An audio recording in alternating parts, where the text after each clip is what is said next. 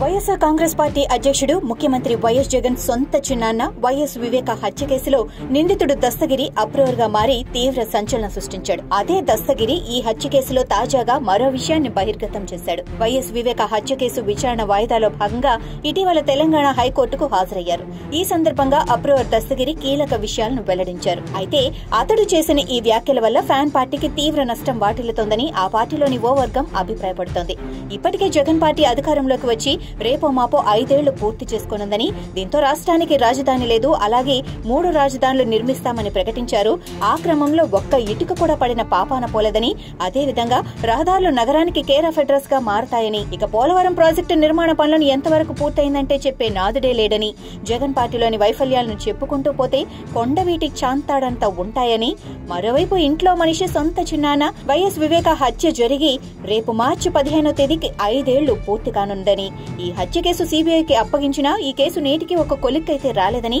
ఇది కూడా జగన్ ఓటమికి ఒక కారణం కావచ్చని, అలాంటి వేళ ఈ హత్య కేసులో గతంలోనే అప్రూవర్ గా మారిన దస్తగిరి తాజాగా చేసిన వ్యాఖ్యలు అంటే దేవిరెడ్డి శివశంకర్ రెడ్డి కుమారుడితో కోట్లాది రూపాయల నగదు డీల్, అది కూడా కడప సెంట్రల్ జైలు వేదికగా అంటూ అతడు రాయబారం ఎపిసోడ్ తో పార్టీకి తలభారం అవుతుందన్న ఫ్యాన్ పార్టీలోని సదరు వర్గం తీవ్ర ఆందోళన వ్యక్తం చేస్తోంది. అయితే ఇప్పటికే పార్టీలో సీటు రాక కొందరు అభ్యర్థులను మరో నియోజకవర్గానికి మారుస్తూ, అంటే జంబ్లింగ్ విధానం వల్ల మరికొందరు పార్టీని వీడి బయటకు వెళ్లిపోతున్నారని, ఈ మొత్తం వ్యవహారంతో పార్టీకి గట్టి దెబ్బ పడే అవకాశాలున్నాయని, అలాంటి వేళ వివేక హత్య కేసులో దస్తగిరితో రాయబారం డీల్ వ్యవహారం ప్రత్యర్థి పార్టీలకే కాదు, జగనన్న వదిలిన బాణం పీసీసీ అధ్యక్షురాలు వైఎస్ షర్మిల చేతికి ఎన్నికల వేళ స్వయంగా జగనన్న అందిస్తున్న పాశుపతాస్త్రమని ఫ్యాన్ పార్టీలోని సదర్ వర్గం తనదైన శైలిలో అభిప్రాయం వ్యక్తం చేస్తోంది. ఎన్నికల నోటిఫికేషన్ వెలువడగానే ప్రత్యర్థి పార్టీలు అధికార పార్టీపై విమర్శనాస్త్రాలు సంధించేందుకు అందివచ్చిన ప్రతి అవకాశాన్ని వినియోగించుకుంటాయన్నది మాత్రం పక్కా వాస్తవం.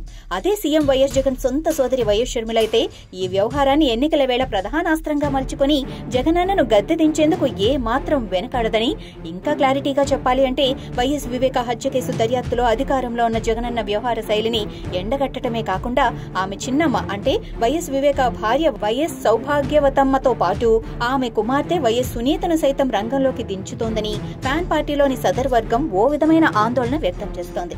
ఏది ఏమైనా గత ఎన్నికల్లో వైఎస్ వివేకానందరెడ్డి హత్య ఎపిసోడ్ ను పునాదిగా చేసుకుని అధికారంలోకి వచ్చిన వైఎస్ జగన్ రాబోయే ఎన్నికల్లో ఇదే హత్య కేసు ఆయన్ను రాజకీయంగా సమాధి చేసినా ఆశ్చర్యపోనక్కర్లేదన్న ఫ్యాన్ పార్టీలోని సదర్ వర్గం సోదాహరణగా వివరిస్తోంది.